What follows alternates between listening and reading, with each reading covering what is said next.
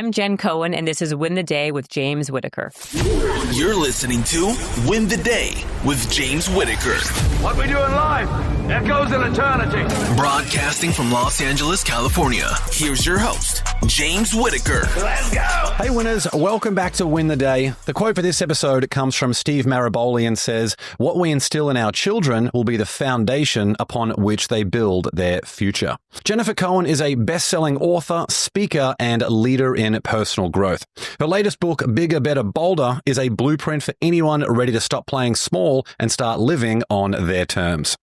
Jen's viral TED Talk, The Secret to Getting Anything You Want in Life, has been viewed over 5 million times, and her follow-up TED Talk, The Secret to Raising Mentally Strong Kids in a Fragile World, is shifting the narrative around what healthy parenting looks like. She sold companies for millions, interviewed some of the most recognized people on her Habits and Hustle podcast, and is a proud mother of 2. In this episode, we're going to talk about the number 1 habit to transform your life, how to rewire your brain for massive action, why most people stay stuck in a rut, and how to raise strong, healthy, and resilient kids. Before we begin, the right bit of inspiration can completely change the trajectory of someone's life, so there's a friend or loved one out there who needs to hear this episode or could use some help to win the day. Share it with them right now. All right, let's win the day with Jen Cohen.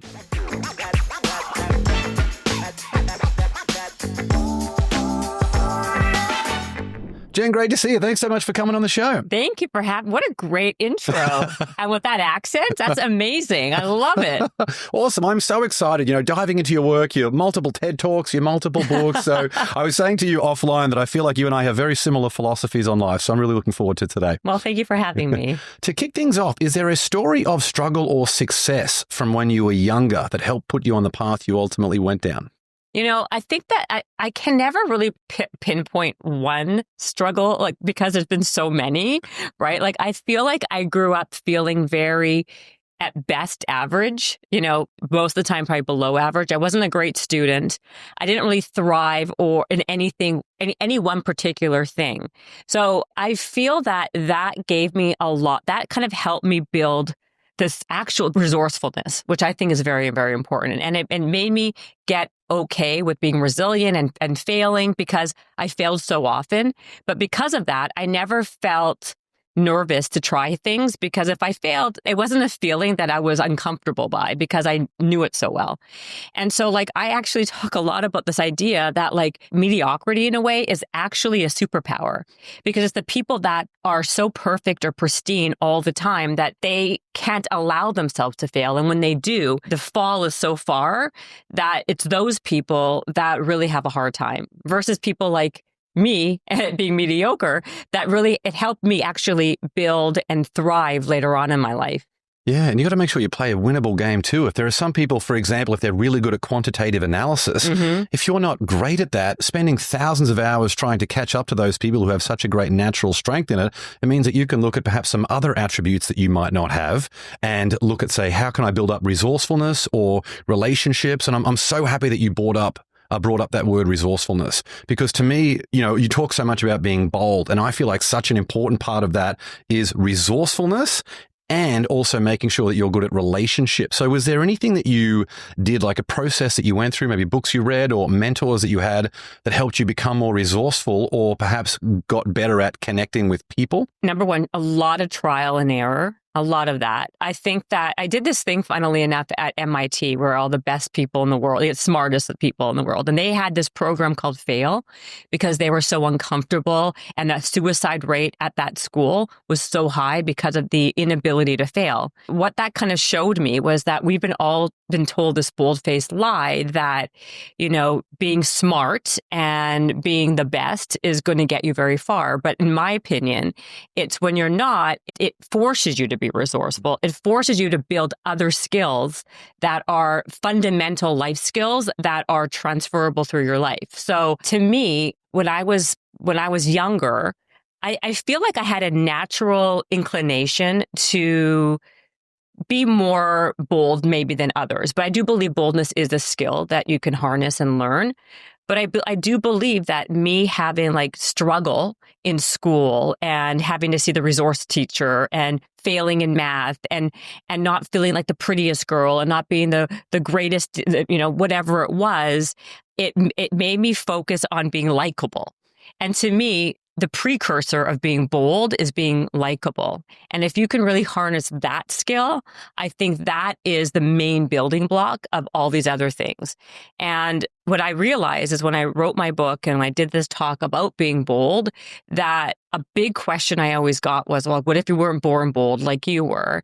And like I said, I feel like you can build that bold muscle, but the precursor is that ability to connect with people and to get them to like you or like to be around you, where then you can then be bold or, ask for what you want. And that to me is like a killer combination. Yeah. Have you heard the quote that says, sometimes not getting what you want is a wonderful stroke of luck? I've heard things around there, but probably not that exact one, but maybe I have. Yeah, I think for like particularly kids in high school where something that happens, maybe it's a relationship breakdown or you don't make a sporting team or you don't get the grades you want. Sometimes those things can really instill a certain level of something in you. Or you look back at those people there, the expression that someone peaked in high school. Mm-hmm. We want to really aspire. Like I remember being in high school, I was lost. I was a bit of a mess. You do anything to trade places with some of these people who were the fittest, making the best sporting teams, the best grades, dating the prettiest girls, and many of those people didn't, it certainly wasn't a continued trajectory. No, it was. In fact, actually, there's so much research that shows the opposite, right? All those, the most popular kids in school who were like the ones that all the kids wanted to be friends with and seemed to have it all, ended up later on in life, like they kind of became less than, while all the people that were the nerds or the losers or whatever you want to call it at the given, whatever John Hughes, place you were in the 80s or 90s, those are the people that really had a highest trajectory, right? Because again, it's this whole theory of mediocrity or feeling not as good as or not worthy of. It forces you to, develop these other skills. But the other thing I find that it does sometimes, maybe for good or for bad, it gives you a chip on your shoulder where then you want to prove to yourself that, oh, I am good enough, or I can do this, or, just watch me type of thing.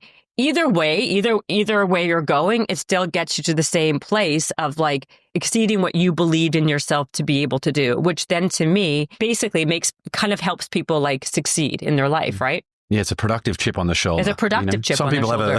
Some people have a destructive chip on their shoulder. Right, exactly. But you can use it for good, right? Yeah. It could be fuel for your fire to push you.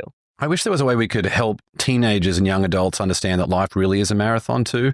Like some of these things that are so consequential to us in the moment, if you had the perspective of what that was like in your entire life, like maybe that would become rocket fuel for you. Maybe that would help you get clear on the mission that you wanted to have, the work that you wanted to do, the mastery that you wanted to pursue in a certain area. Unfortunately, I feel, and this is why I did my second talk, my TED Talk, was I feel like what's happened now in our society has really kind of shifted how kids grow up and how they are dealing with life, right? Like when I was a kid, when you were a kid, probably around the same age, we had to develop coping skills. We had to kind of figure stuff out on our own.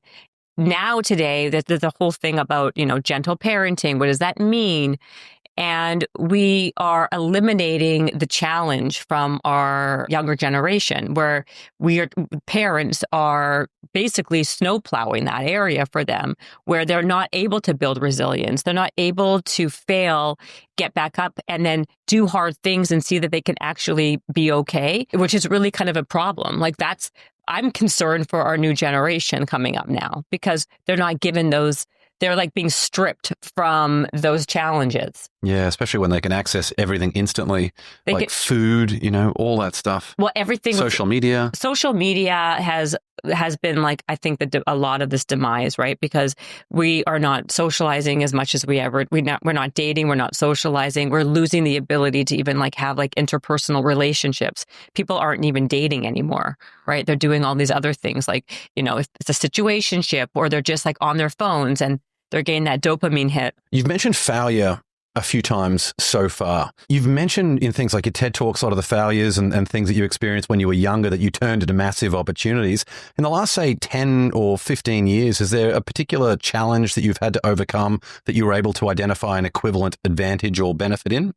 My podcast is a great example, right? My podcast was actually sold as a TV show for a major network, and it was called Game Changers. It wasn't called Habits and Hustle. It was sold to a major network, and I was so excited. I thought that was like my big moment, my big break in this whatever world, entertainment world, which I wasn't really trying to be, but to sell anything, to sell a show is very difficult, and it basically we did, and it was not happening, right? Like a lot of times, like I don't know how familiar you are with the entertainment world, but it takes a lot, and a lot of things can go wrong.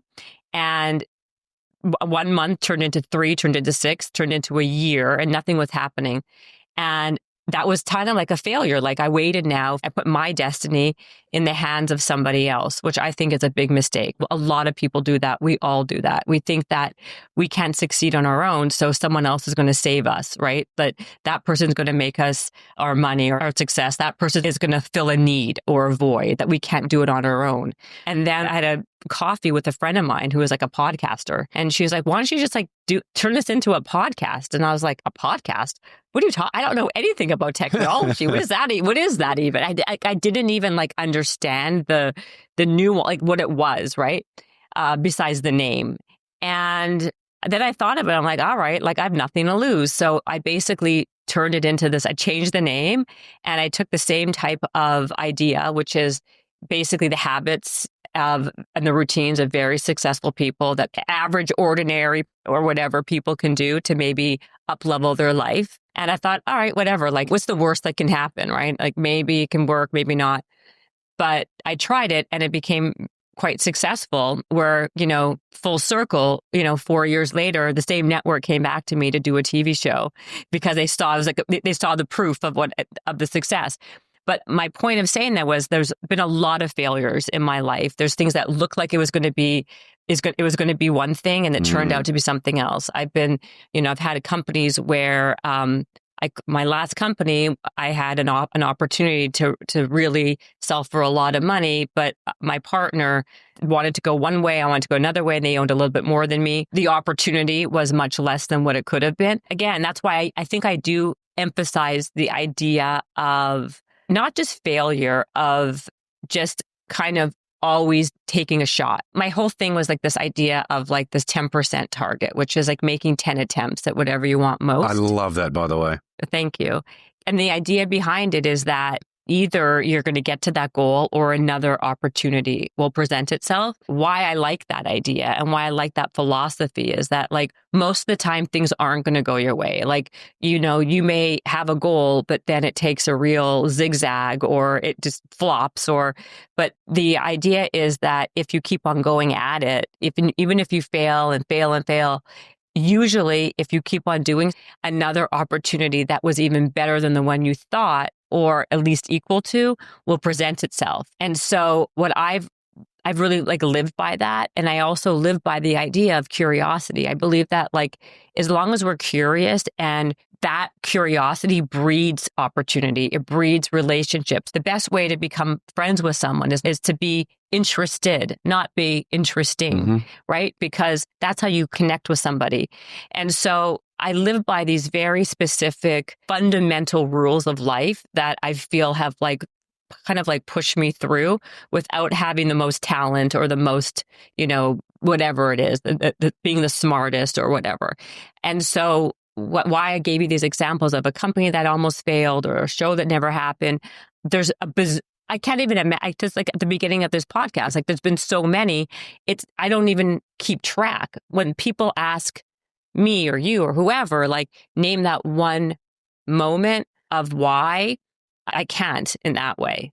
I could say the pivotal moment of me realizing and I'm sure this is what you saw in my TED Talk maybe, is that the moment that I realized that, you never know unless you go for it, or like never count yourself out before trying is my story when I met Keanu Reeves when I was like a very young kid. I wanted to be like a VJ for like Much Music, which is like MTV for Canada. In Australia, I don't know what you guys have there. I think we had a bit of the American stuff, but we also had our own, equivalents. But everyone knows what like MTV Everyone is. knows what it is. Yeah. And I was naive, right? And so I think naivety is also a great quality to have because the less you know, the better. Like sometimes when you know so much, you don't even make an attempt or you talk yourself out of it or you think that why would you get it?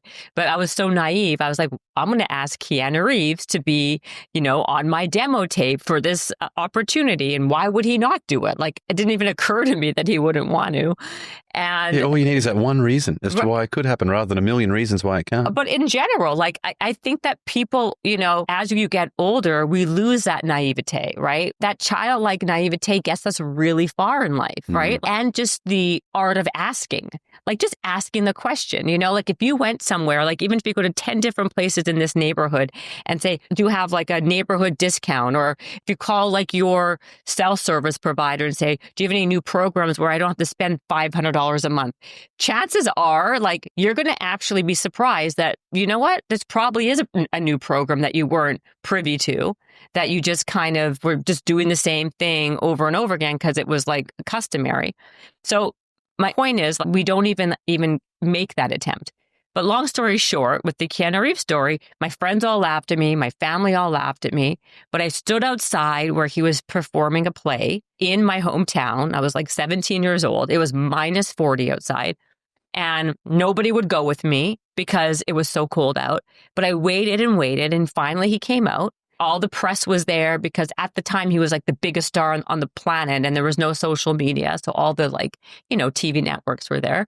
And I just wiggled my way up to him and basically asked him the question if he can help me with the demo tape. And he looked at me like I was crazy. He said he couldn't hear me. There's like so much noise around. And he said, give me your phone number. I'll call you. And you can tell me then. And I was like arguing with him. Like, what do you mean you're going to call me? You're not really going to call me. Don't say that to me. Blah, blah, blah. Anyway, I went back to school the next 2-3 days and my friends all laughed at me. And lo and behold, 4 days later, he called me. And then my mother made him lunch at my house and he agreed to do my demo tape for 2 hours. And so again, you never know, never count yourself out. Like if there's one message here in this podcast is let naivety be your strength, ask a question that you think is stupid or, impossible, because you would be shocked at what actually can come from it. 100%. You mentioned something, and just quickly before I mention this, you're talking about the Dale Carnegie principle. It's better to be interested than interesting. In terms of being good with relationships, I feel like that sums it up right there in that one sentence. That is so important. Be interested in the other person. Listen, be curious, ask good questions. Relationships amplify exponentially just as a result of that. Yes. People love to talk about themselves. Let's be honest. I think that's just like a principle in life. People can say they don't, but most of the time it's true.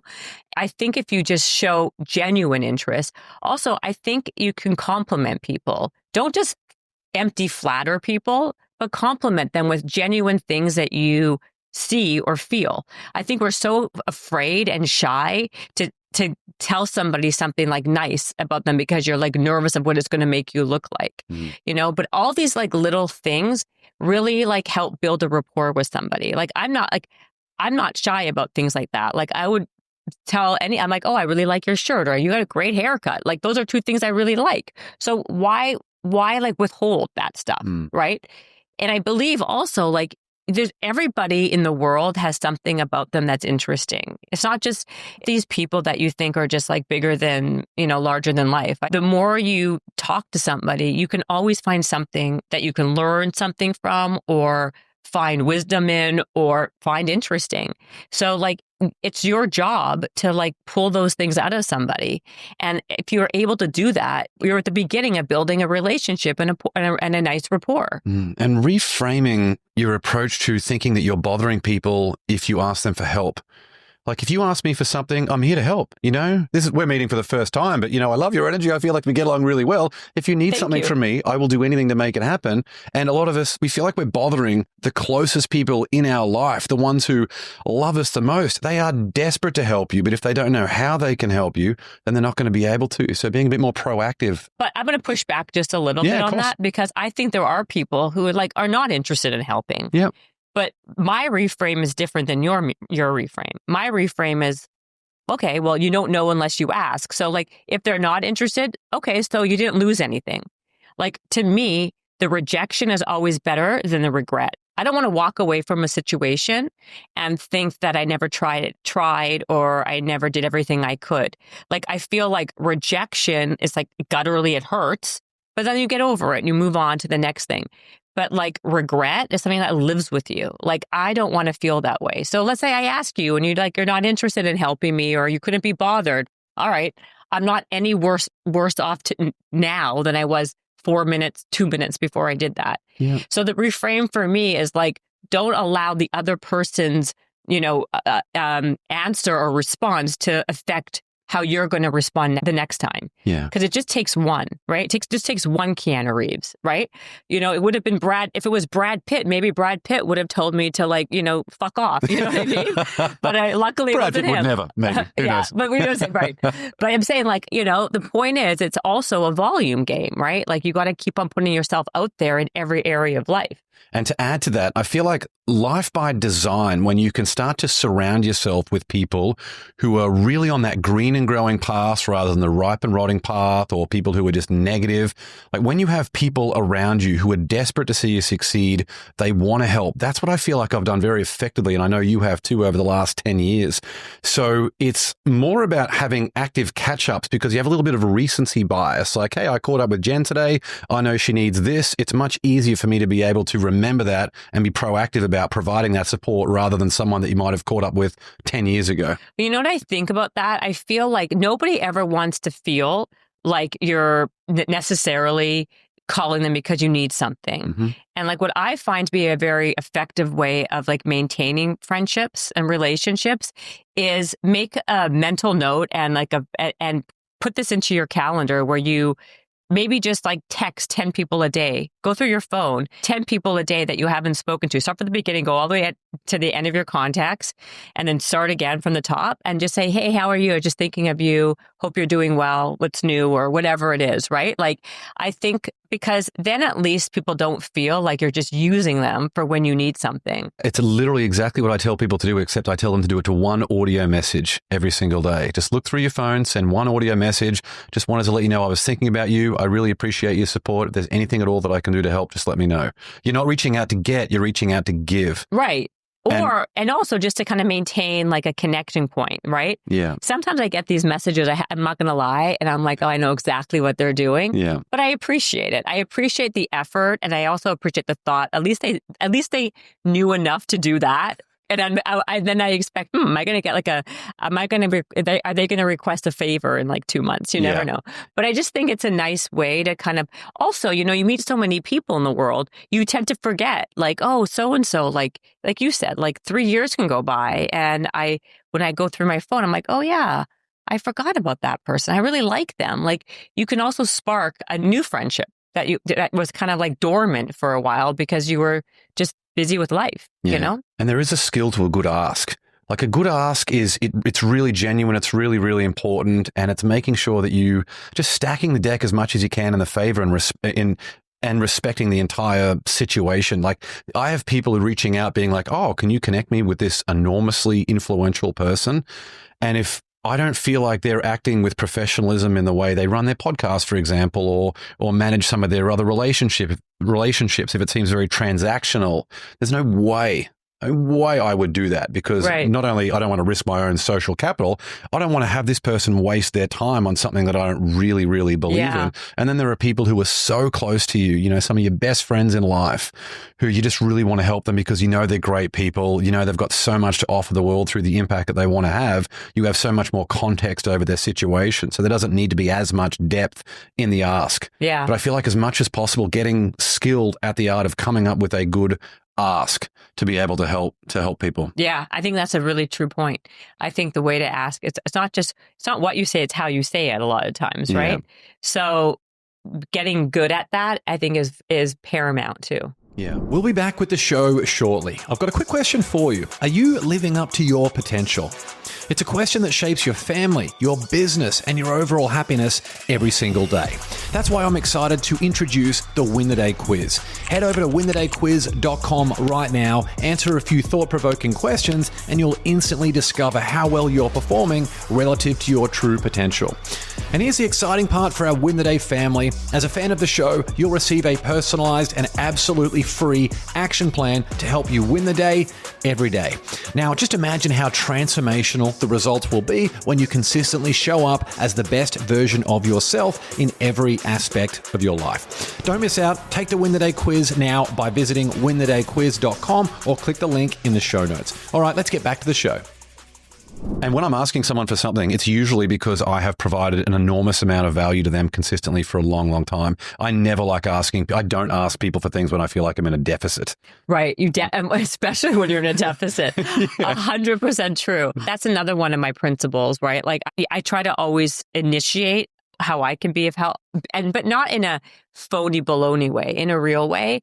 And because I feel more comfortable. Like I do still get, listen, even the boldest girl can be, sometimes a little bit more meek than I would like, right? So you need to work that bold muscle. But the way I work that muscle is, always leading with how I can help you. If I did something of value for you, then me wanting or needing something, I don't feel as guilty asking.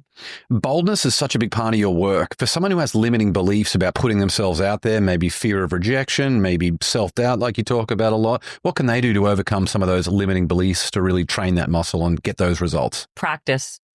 There's no other thing you can do except practice. The best way to overcome anything is to get better at it. And the only way you get better at anything is practicing and being action oriented. There's nothing else you can do.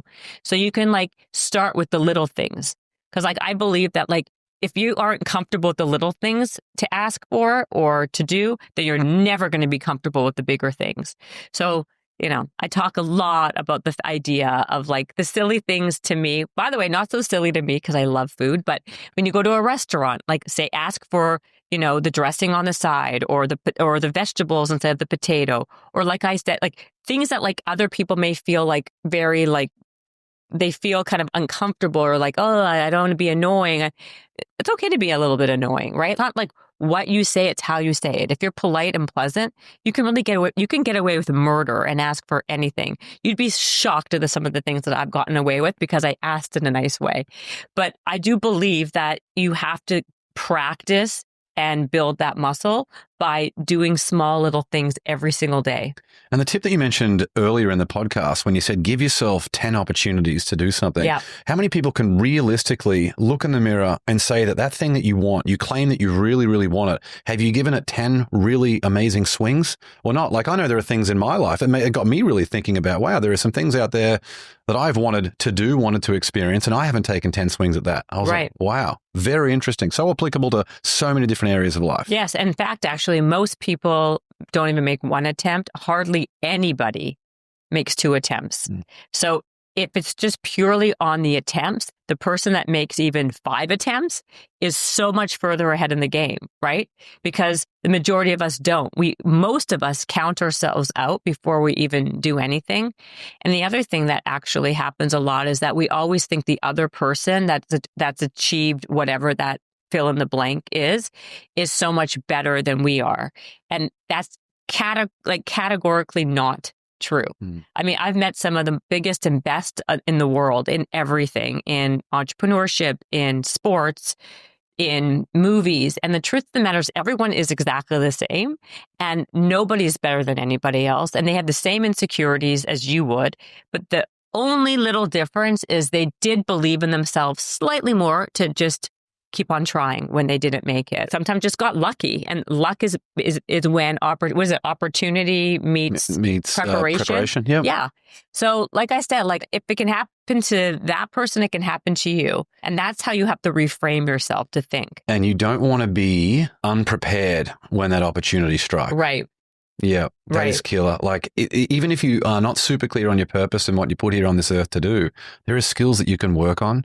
There are network, relationships that you can establish and just value that you can provide to people. So then when you do get an opportunity Right. through all of those different things, you have the capabilities to be able to step into that arena and crush it. Absolutely agree with you. Yeah. Yeah. Your book, Bigger, Better, Bolder, it's a great read. I know we've touched on a little bit already, but what's the problem that you wanted to solve with that book, and who do you want someone to be once they've finished reading it? I wanted people to be bolder. I wanted people to not settle for good enough, go after what they exactly want. I think that we don't use precision. I think that, if we don't curate our life for ourselves, somebody else will. So that's really why I wrote the book, right? Like we said earlier, like the idea of self-doubt or not being good enough and all of these like fallacies are just fallacies.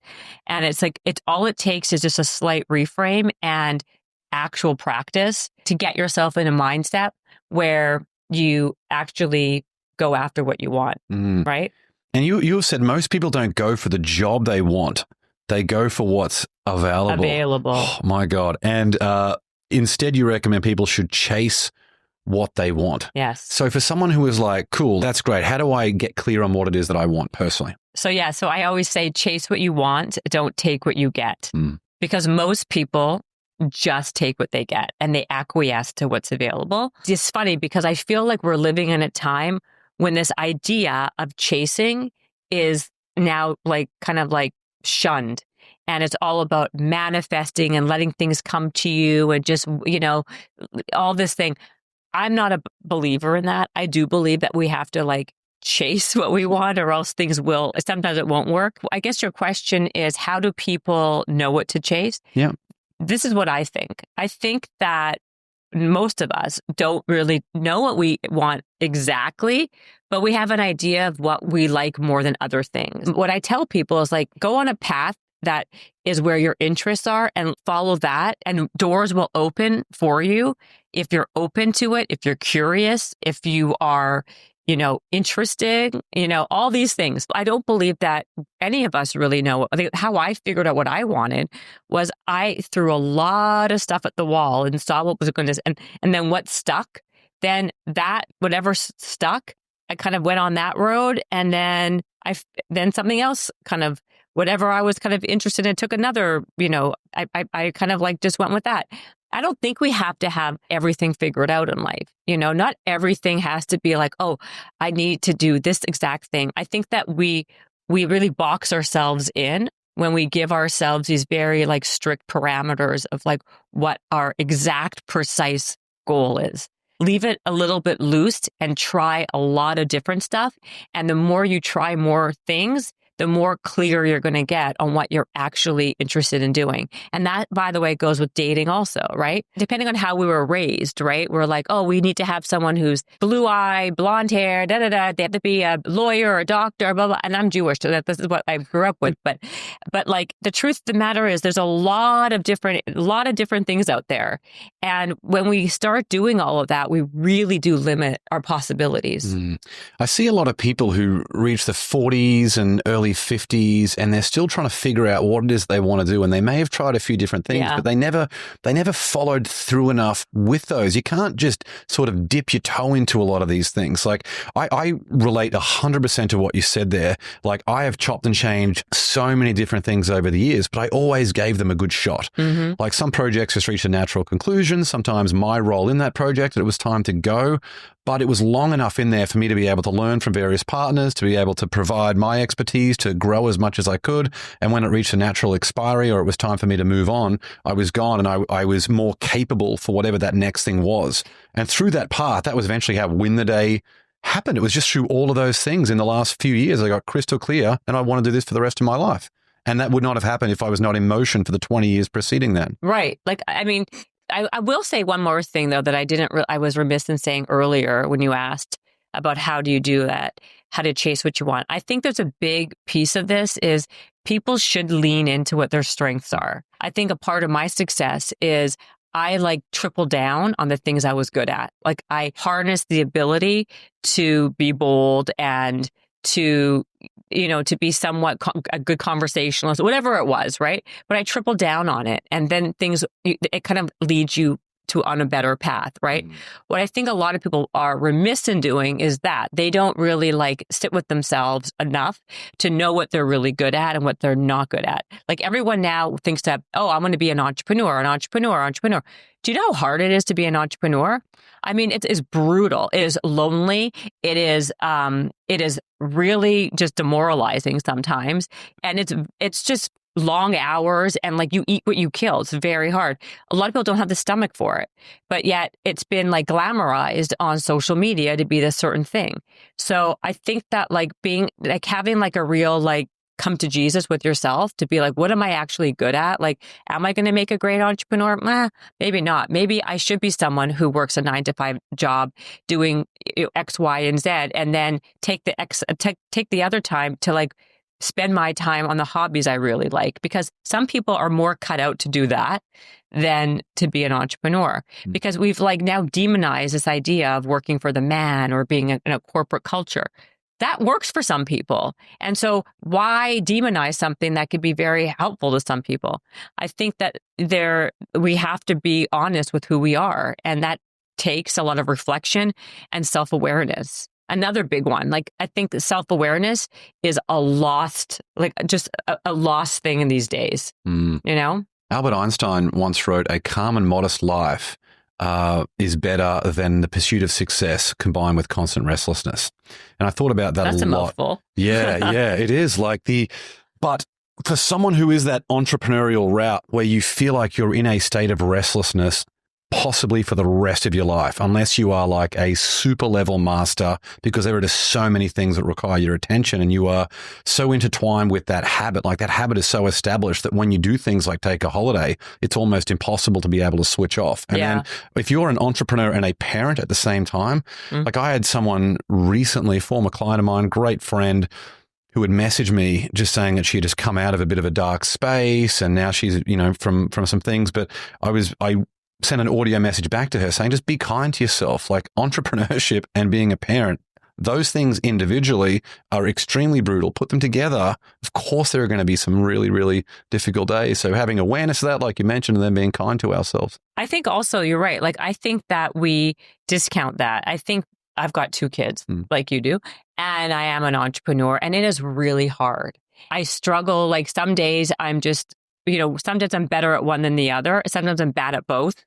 But I always feel like the through line or like the nagging thought in my head is that like I'm not doing either very well, right? Because I find it very interesting when someone doesn't have kids, like when they complain about lack of time and lack of ability to do this. And it's like, if you want something done, give it to like a busy working mom. I'm telling you, the efficiency, like to me, that's the best type of employee to have. Like now when people think, oh, I want to hire someone young and fresh and worst employee ever. They're going to want to have like their work-life balance. They're going to want to have like their safe spaces and all these other things. The best employee is a working mom because they will be as efficient as anything you've ever seen in your life. They know how to get like 24 hours of work crammed into like 4. And you've trained your brain to be able to like go back and forth to things.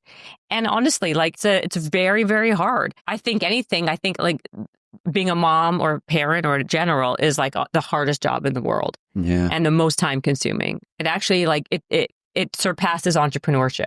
It's funny when you have 2 kids and you look back at how stressed you were with one kid. And it's like, I say that all the time. Yeah, how dare the audacity to be stressed about having one kid. You talk to some other parent, they're like, I have one kid, look, I can't make it, I'm really, really tired. You're tired, are you? Yeah. Well, that's what I'm saying. Like, forget about the one kid. I have friends like that too, though, who are like have one kid and they're like so exhausted and they're over it. They can't believe. I'm like, honestly, the amount of work that it takes for 2 versus 1 is exponentially more. But the ones who have 0 kids and they're still complaining, that's what I don't understand. They have no right. So they do not. When one of our kids, say maybe our oldest, our daughter Sophie, she might go and spend the weekend at grandma's house. It feels like a holiday. Like, it literally feels like we are at the Ritz-Carlton just looking after one kid. Oh my God. I could totally relate to what you're saying.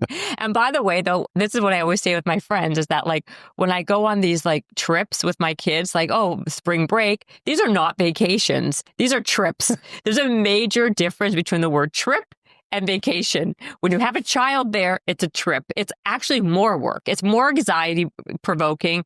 It's more stressful. I'd rather just stay home. But like now you're just spending a lot of money at a different place. That's basically what you're doing. Exactly. Once you stay home, you have everything set up. Yes. It's like, you know, the routine. Everyone knows where their toys or whatever is. Everyone can have their space. 100%. It's like literally the idea, like, and this happens, it's asinine because it happens every single year, right? And I'm like, why are we even doing this? This is so, all it does is just waste money. But anyway, that's a whole other podcast, you know? I actually feel like this is a good transition because I feel like you and I are going to have a great chat about parenting. Okay. There are so many things to talk about. How would you describe your parenting approach to help us sort of set the tone for what we're going to talk about? I'm a big believer in letting my kids figure stuff out on their own. And I'm a big promoter of independence. I think I've seen over the years, not just about it, I'm hardly like winning. I'm never going to win Best Parent of the Year. Don't get me wrong. But to me, what I've seen in terms of the resilience and the confidence in giving your kids some independence over the kids who basically the parents hover over them and helicopter them and all these other more gentle types of parenting, like I pick the alternative every day. So that's what I do. I think that we've lost the ability to allow our kids to even be bored. Boredom is like, again, like something that's been like thrown out the window. And I think boredom is so crucial for childhood. I think it's where kids' creativity lives. It's where like things are where their brains can start working and thinking of things that otherwise they wouldn't. We've now eliminated boredom and replaced it with an iPad or with constant activity, which is, I think, also not great. It's funny putting up a lot of videos on TikTok. Shout out to everyone who's a follower on TikTok. We've got a good account over there.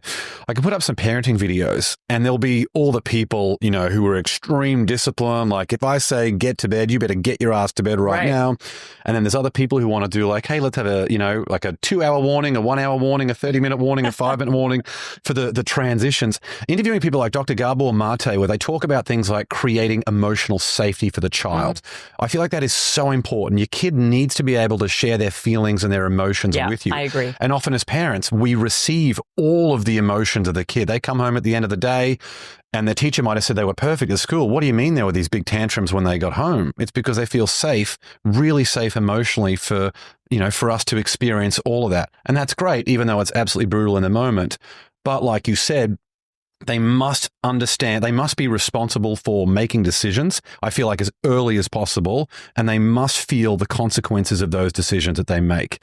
That's the way that I think about it. It's probably, No, I agree with you. If that's the kind of the pendulum where it's like giving them 3-hour warnings to like 2-1 and the other one that's like hardcore disciplinarian, I think I'm like probably middle to right, like middle to the other side, only because I feel what's happening is we are, like I said, we are not allowing our children to develop coping mechanisms and coping skills because we're so scared and nervous to upset our child, or we're basically just so gentle with them that it's not a good microcosm for what real life is. And so I guess my whole thing is like, life isn't like rainbows and lollipops all day. And I'm not saying that we gotta like shove our kids into like real life like that, but I think we should start to ease our kids into being realistic of what happens. Like in life, there's winners and there's losers. If you're going to be a loser if you don't work hard at getting whatever that thing is you want, right? Me doing your homework is not benefiting anybody.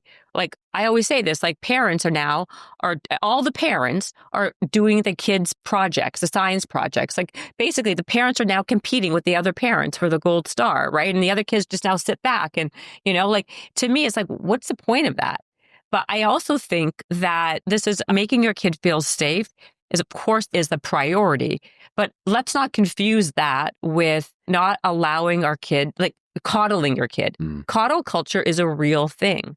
And I think that that's not beneficial. I mean, there's been like so many reports of how like kids aren't able to go to like job interviews or taking their parents to job interviews. They're not even able, like, do you see how many people now they're hiring Gen Z now? And like they are just like ripping their hair out. They want to get rid of these people. They're firing them at any chance they get because they are not even able to do a good job at work because they're triggered by this. They don't have a safe space for that. Like, it's all of these types of like terminologies that have now been drilled into our kids to not feel like they can actually be okay in an environment that is challenging or hard. And to me, what really builds confidence is competence. If your child feels competent, they're going to feel confident.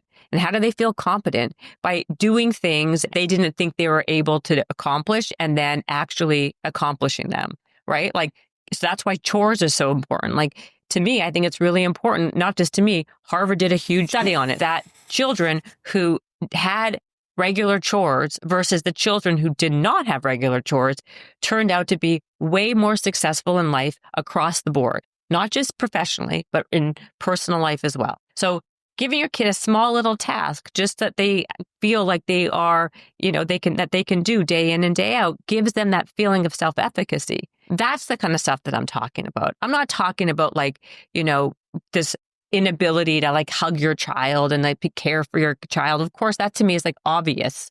That shouldn't even be like, that shouldn't even be part of the conversation. But to me, that's not what gentle parenting is. The gentle parenting, in my opinion, is when you snowplow all of the challenges away from your child, and when you are not allowing your kids to figure things out on their own, and you are yelling at the coach because your kid's not, like is not the star player.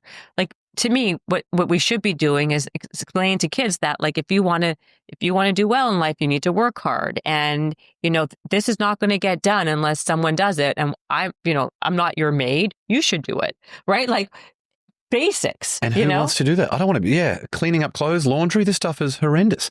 And you do not want to have a kid who then becomes a teenager, who then becomes a young adult, who can only perform through the presence of the parent. No. And also, what's interesting, like, to me, is like the big thing now is like mental toughness, or to be mentally tough. Like, doing hard things is how we kind of build ourselves, right? Why are we starting to teach this when the person is 20 or 25? Or like, shouldn't we start these habits early when they're like, basically small adults, like small people, because like, to me, it's like you and I don't know how you were raised, but how I was raised was like, I was kind of like a latchkey kid. You know what a latchkey kid? No, tell me. Kind of like my parents were working, so I had to come home and I fed myself. Like, there's food, I had to like feed myself. Like, I had to kind of take care of myself. I would babysit. I had a job when I was 12. Like, I literally had a job. Not to say every kid should have like, there shouldn't be like, people babysat back then. Do you remember babysitting? I don't see kids babysitting anymore even. Some of the kids are. But like, we're not instilling with these core values or fundamental ways of living that transcend time into like adulthood. Responsibility, skill development, earning capacity, all of these things. All of that. Recognizing it's something that you want. There is an exchange that has to happen there. Exactly. Yeah. It's the ability to be responsible. So would you say the number one skill that parents need to teach children then would be mental strength through personal responsibility? I think responsibility, the number one skill that I would say parents need to instill in their children is having a form of responsibility, because that will help them be confident. That will help them with their self-esteem. Self-esteem and confidence are very different. And I believe that in order to feel confident and have a high self-esteem, you need to feel like you're able to follow through and get through a task. What about then the number one skill that parents need to learn? I think the number one skill of a parent is they should realize that their job in life isn't to be their best friend of their child. The job is to be a parent. Problem is now parents want to be the friend. Our job is not to make our kids love us and be happy with us all the time. Our job is to make our kids mentally strong, resilient, and functioning humans down the road. And we are eliminating that from them. down the road. It's so important. Like we mentioned earlier, life is a marathon, not a sprint. Right. Equip them, not for the minute that they're in right now. Equip them for a successful life where they have all the tools to be able to handle a lot of these things down the track. Absolutely. Yeah. I mean, think that listen, I don't have all the answers, but from my podcast, from years of living and being a parent myself, I've kind of taken note of what seems to be working longer term than other ways. I do see that the people that take the other approach, their kids, they're worse behaved. They're unable to decipher right from wrong. They are actually they struggle with a lot of self-esteem issues. And the other thing we can't forget about is social media is so huge in this, right? I think minimizing the amount of screen time that we give our kids is so paramount and fundamental, right? Because that is how anxiety and depression and all these mental health issues have skyrocketed, right? We're comparing ourselves to other people's lives. Our brains that's how we're getting our dopamine now. We're not going outside. We're not playing outside. All those things that what we did as kids, like climbing a tree or riding our bike with our friends or just enjoying the fresh air, has now been completely replaced with a screen. Australia banned social media for kids under 16. I know. It's amazing. And I feel like we should be doing the same. Yeah. What age should kids get a mobile phone? In my beliefs, I think 16. Let's say a smartphone, because I know there's a lot of phones out now that don't have internet access. I don't think kids should be even on they should not be on social media until 16 minimum. I don't think adults should be on social media, to be honest with you. I have a hard time. Yeah. So if I'm having a hard time on social media, how does a 14-year-old do? I have a lot of compassion for what's going on, because these social media, it was not designed to be your friend. It was designed to get money off of you. But what's happened is what used to be where all the abductors were in a white van outside your school, they're actually now just on social media. There are all these pedophiles and creeps who are finding kids on Snapchat, on Instagram, on all these different social media places, because that's where all the kids are migrating, right? People aren't outside. The crazy person in the white van isn't going outside because there's nobody there, right? They're going online. So we are totally under protecting our children online and then overprotecting them, in real life. Yeah. That to me is what's really happening. Yeah, I was posting photos as a proud dad, and then someone alerted me to a fake LinkedIn profile that had been created with all of my information. They were posting all of the Instagram stories they'd screenshotted and posted on LinkedIn. Wow. I will never forget this moment. I almost dropped my phone, my heart just sank. And since then, I'm very, very careful about, which is really sad, because I want the kids are such a big part of my life. I really very strongly identify as a parent. It's a huge part of my life. Yeah, I want to be a great parent, and to not be able to share any of that with, a large percentage of people are my friends. But, once you reach a point where there's now lots and lots of people who I don't know who are following me, which is great, but there's going to be some people out there who are not great doing it for ill intentions. I just don't do that anymore. Well, you can have a private account and then just share it on your private account and not on your public account. But, that's what I would do. But I think that with my kid who's 12, the big problem, all his friends have phones. He was the only one who didn't have a phone. And I felt for safety, because in Los Angeles, there's so much traveling. He's at school, whatever. So I got him a phone that has zero, nothing on it. It's basically a blank phone. He can text me and he can call me, and that's it. There's no social media apps. There's no internet. There's nothing. And that to me is what is the best way to do it. We survived when you and I were kids. I didn't even have a phone until I was 19 years old, and I was okay.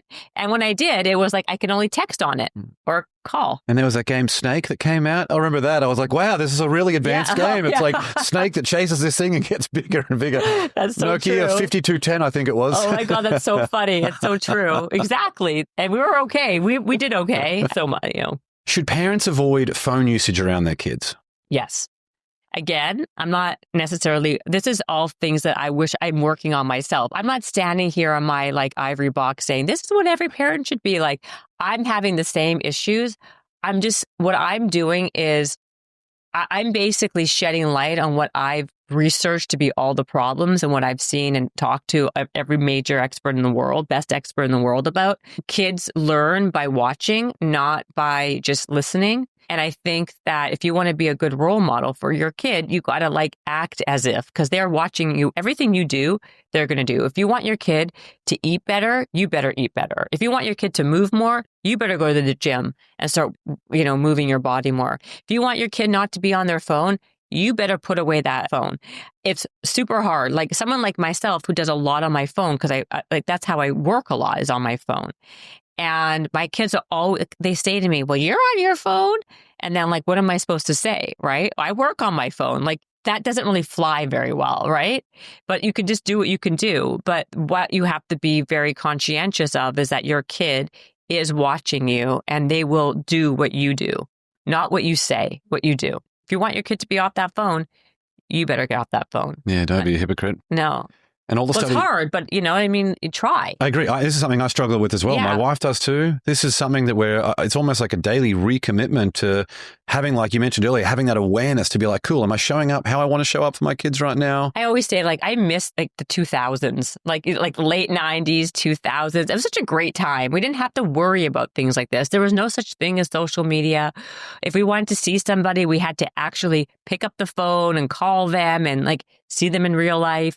I believe that that is so it's so missed in in today's time. Like now everything is like, let's do a Zoom.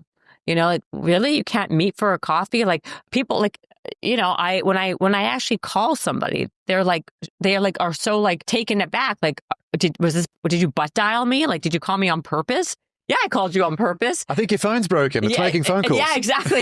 Exactly. It's making phone calls. Like I always pick up the phone and call people, and they're like, people are just always just like in awe shock that how dare I actually use the phone to make a phone call, right? Or they just don't answer, but they'll answer my text in 2 seconds. It's just, to me, it's so baffling what's happened in the world. Especially you can have a 30-second phone call that saves you having to go back and forth with text messages. I'm horrible on text messages a lot of the time. That's my point. Yeah. It's like, this can be done in 2 minutes if you just pick up your phone versus me having to stop every time to look at my text and then respond back. Like, that's why texting and driving is so horrible. Just pick up your phone. Like, we could eliminate so much of this nonsense. And plus, tones are always changing in text messages. Like, I sound rude. I'm not saying enough. I'm not being polite enough. I mean, whatever it is, like, well, if you just answered your phone, it'd be so much easier. You can hear my tone and you'll hear how rude I really am. Yeah, exactly. There'd be no guesswork. No guesswork. Something I'm doing with my kids now more and more is actively engaging with the content that they're watching. Like, of course, there are times, most days where we throw on some videos for them to be able to watch. And rather than instinctively, I want to look at my phone, that's my chance to be able to unwind. I'm saying, no, let me watch with the kids, be present, and let's engage with the content that we're watching together. It's been really powerful. Really? Why? What are you watching? Just anything. It could be movies like we watched one the other day called Zootopia. Oh, yeah. Which was fun. I'd never even heard of it. Apparently, it's extremely popular. It's very popular. Yeah. It was great. Like, I love seeing what they're doing. I love asking them questions. I love helping them identify which were the right decisions and which were not. Like, I like to see the way their brains work. Most people I talk to dictate to the kids how the world is. And I ask questions of the kids for them to tell me how the world is. I feel like we have it completely backwards. Like, I'm, 42 years old now. I don't have the world figured out. I think we all get corrupted the longer we have. To see the innocence and magic that kids experience every single day because they're looking and expecting magic and miracles every single day. That's a great point. I love that. I mean, I think that I do too. I watch movies with my kids, but I try also to actually, when I am with them, it's hard, but like to do activities. Like my daughter likes to draw, so I'll take her to color me mine or whatever it is. But it's hard. We have a boy and a girl because they want to do different things. And, as long as I take them for ice cream, I think that seems to be the winner for both. What's your favorite ice cream place? Good question. Jenny's is the favorite in our house. Oh, that's a really good one. I love that. Well, I go somewhere that's close to my house, which is like a frozen yogurt place, but I like Ice Cream Point better. I like that place, actually. And the studies show that fit, active, and healthy parents actually have healthier kids. Yeah. So for ones who are trying to encourage their kids to go out there and do sports, but they're not setting the example themselves. Well, that's what I was saying earlier. It's like if you want your kid to be a certain thing, act as if, like, be that role model, right? Like my kids, all they do is see me work out. And so they actually now, or, you know, they walk in the gym with me and my little one's like doing her little push-ups or whatever it is. Like, I think that you have to embody that person that you want your child to be. And so you can't just be like, eat healthy, and then you're having like a Big Mac and fries, right? Like it doesn't really make sense. So to me, that's a big part of it. And there was actually research, like kids, was it 73% are much more able to visually take it in versus like listen. I think after a while, anything, if you hear something too much, you tune it out. Right? Versus just seeing it all the time in front of your face. Absolutely. You know? Your TED Talk has been such an instrumental moment in your career. Are there any tips that you have for aspiring TED Talk speakers? Oh, it's a good question. Pick a topic that you're genuinely passionate about, because your passion will come out when you do it, versus just picking something that you think will do well. I think that like the whole thing with TED is that it's not, again, I keep on going back to the same principle. It's not what you say, it's how you say it. And the ones that I think do really well are the ones that like you can feel the passion in someone. Like if you embody what you're talking about, be a true expert in what you're saying, as opposed to just playing one on TV. I think it's also just keeping them short and sweet. I don't think the ones that are just like going on ad nauseum, like, and when you're like talking to an audience is very boring. So try to make it as interactive as much as you can, I guess, as possible. But I also just think that in general, like, just like I said, just talking about something that you truly believe in, interested in, knowledgeable in is very important. In your TED Talk, there was a point there, I think it was a bit where in your first TED Talk, where it was like, oh, you said something like, oh, I should have had some water, or I need some water. Oh my God. By the way, I cannot believe that one did so well, because I was so nervous, because I hate public speaking. I hate it. And the funny thing is I'm doing another TED Talk, if you can believe it, in like 2 months from now. And I keep on doing these things, but like, it's because I'm so bad at it and I don't like them, that I keep on, I'm forcing myself to get better by making myself do them. Do the reps. But yes, it's true. Like I was full of anxiety, and that's why I was like, my mouth got so dry. I'm like, can I please have some water? And they had to start it like twice for me. Oh, did that? But the reason I bring that up, it seemed like from that point, you just went straight into the conversation. Oh, I did? It was like the moment you and the audience really bonded. And I feel like that is a big reason, this is just from the outside looking in, that it seemed to be so successful. You know what I think also is because I became relatable in that moment, right? Yeah, exactly. Like, I became like, people don't like perfectionism. I think that's another thing, right? Like if you seem too perfect, it's like unrelatable. That's why do you think every presidential nominee that was proper for the job, who had the right education, had the right background, had the right pedigree, lost. But the ones who are like Donald Trump, who is so like flawed, he's so flawed, wins, because people can relate to people who are much, even though he's completely not in real life, not relatable. I mean, he's a billionaire, but still like pretend to be. I think the fact is like people relate and respond better to people that they see themselves in, like they see a bit of themselves in, right? And so I think that's also why. And they're not robots. Like robots. If you got up there and did a TED Talk and it was so robotic, and that's where I think where Twitter was such a big thing for Trump, where when they ended up banning him from these different platforms, all that did was like be like, wow, you're removing this one guy who isn't going to be censored or trying to fall into line with all of these different political things, where it is nice to see that agree or disagree with his policies, you do get the sense that is him doing it. Like it's so nice to be able to go straight to the source of how someone feels. Again, even if you hate his opinion, right, at least you know the opinion, so you can enter the conversation to provide your perspective and people can learn. But when you censor people, you remove the conversation. It can't actually happen. And that's where there is so much divisiveness, I feel like. Yeah, I think that when people seem too perfect, it's very intimidating. And so sometimes the more flawed someone is, and the way, like I said, it's more relatable and they become more likable. I also think authenticity is a piece of that too, right? Like the authenticity of like, I am who I am. This is me. Make people like you better. I think when people try too hard, it always works against them. Yeah. Always. For sure. Last question now before the rocket round. On your best day, what's an affirmation that you would write on a flashcard that you could show yourself on your worst day? This too shall pass. No. That's actually been said on the show before. It's a good one. It's a really good one. This too shall pass. Yeah. I always realize nothing is finite. Nothing is forever. Everything changes no matter what. So even at this moment, if you feel a certain way, this will pass into another moment. I do tell myself that all the time. Yeah. And it's a good one in the positive moments to realize that this too shall pass. So Always. Really enjoy and appreciate the moment. Nothing ever lasts forever. Yeah.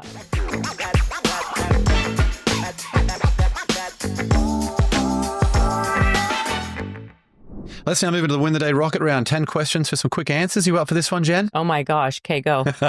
Number one, what quote inspires you the most? There's so many. I feel like we've covered some great ones too. You know that you miss 100% of the shots you don't take. Yeah, was from your book, I think. I put that in my and TED Talk as well, is it? Yeah. Isn't that Wayne Gretzky? Yeah, that's for sure. Yeah. Yeah. That's one of my favorites. It's something I've lived my life by too, so I think that's a good one. Number two, morning coffee or evening wine? Morning coffee. I don't drink. Yeah. Number three, what's one bit of advice you would give your 18-year-old self? Don't worry, things are going to get better. Number four, what book do you gift the most or that contributed most to the mindset you have today? Oh, The Alchemist. Any particular lesson? There's a lot of lessons. That's a whole other podcast. Yeah. Number five, was there a vulnerability you once hid within that became your superpower? Me not feeling good enough became my superpower. I love that. Number six, what's one thing you've learned about failure? That it's how you become a winner. Number seven, if you could sit on a park bench and have a conversation with someone alive or dead, who would it be? My dad, because he died. Love that. Number eight, what tool or resource best helps you run your life or your business? I like AI right now. Yeah. Which one are you using? I'm just using ChatGPT. I'm not fancy. No, neither am I. But it's nice. But it's helping me a lot. Like on small tasks that would take me forever. It's helping me a lot. So much time. Yeah. Yeah. It's been great. Number nine, share one thing on your bucket list. Oh my God, I want to go to the Maldives. Yeah. Maldives, great option. And last question, number 10, what's one thing you do to win the day? Exercise every day. First thing. First thing? One of those people? Yeah, absolutely. My wife does that too. Barry's boot camp, into it. It sets the tone for the rest of your day. Yeah. Never miss a Monday. That's my favorite quote, by the way. Yeah. Never miss a Monday. I love that. Well, there are a bunch of ways to connect with Jen, and we'll link to all of these in the show notes. You can follow her on Instagram at @TheRealJenCohen. Grab a copy of her books on Amazon and visit her website, jennifercohen.com. Again, all that and more will be linked in the show notes. Jen, what a pleasure. Thanks so much for coming on the show. Thank you for having me. You were great. Thank you. Thanks for joining me on another episode of the Win the Day podcast. We want to hear your thoughts on what we covered today, so drop a comment on the YouTube version of this episode with your favorite takeaway, any questions you have, or what actions you'll be taking as a result of what was shared in this episode. And if you found value in the Win the Day podcast, leave a 5-star rating on Spotify and Apple Podcasts. You'll find a link to both of those in the show notes. It'll only take you a few seconds, and more ratings really helps other people discover the show so they can get the mindset upgrade they need, and we can bring more winners into the Win the Day movement. That's all for this episode. Get out there and win the day. Until next time, onwards and upwards, always.